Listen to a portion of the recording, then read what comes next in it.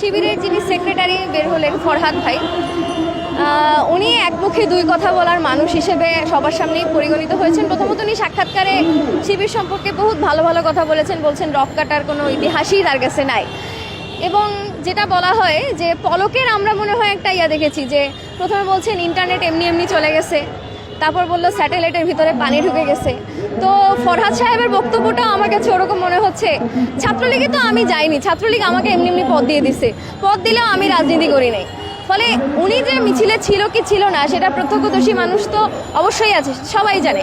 আর ছাত্রলীগের পদ পেতে হলে লক্ষ লক্ষ টাকার যেমন ব্যবসা বাণিজ্য এখানে আছে, তেমনি বাধ্যতামূলক তাদের মিছিলে স্লোগান দেওয়া, প্রোগ্রাম করাও বাধ্যতামূলক। ফলে এই ধরনের ভুজুং ভাজুং কথাবার্তা বলে মানুষকে বিভ্রান্ত করে ছাত্র শিবিরের নৈতিকতা ভ্যালিড করার কোনো চান্স নাই।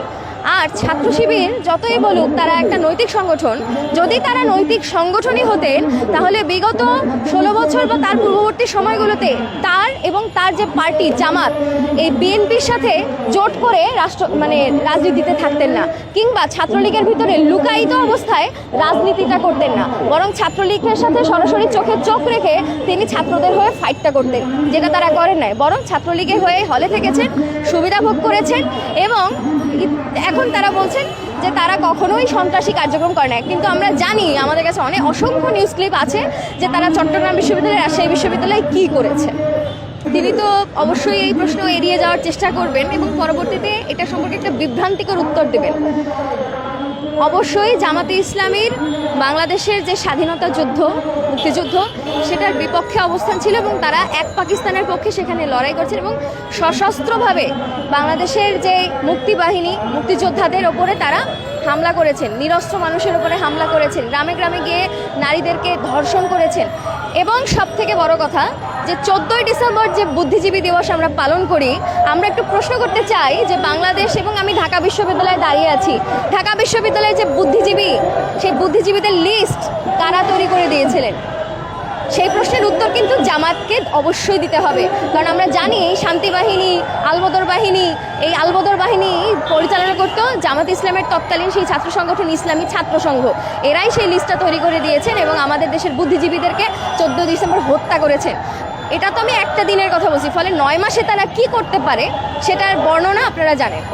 এত কিছু প্রমাণ থাকা সত্ত্বেও কিভাবে করে তারা এটাকে অস্বীকার করে। এখন যেটা হয় যে যখন যারা ক্ষমতায় যায় তারা মনে করে যে বাংলাদেশের মানুষ হচ্ছে বোকা, তারা ইতিহাস বলতে কিছু জানে না, এদেরকে যা ইচ্ছা তাই খাইয়ে দেওয়া যাবে। তো জামাতের তো আসলে রাজনৈতিক যে মতাদর্শ বা তাদের স্ট্র্যাটেজিক্যাল জায়গাটা এতটাই অনৈতিক যে তারা এই ধরনের কথা মনে করতেই পারে। ফলে যেটা দেখা যায় যে তারা এই ধরনের কথাবার্তা বলবেন। আমাদের জেনারেশনের ক্ষেত্রে যেই ঘাটতিটা, যে আমরা যারা 2000 বা 2003-04 এই সময়তে জন্মগ্রহণ করেছি, সেই আমরা কিন্তু আসলে জানি না যে জামাত বা ইসলামী ছাত্র শিবির এবং মুক্তিযুদ্ধের যে ইতিহাস, সেটার প্রকৃত ইতিহাসটা কি।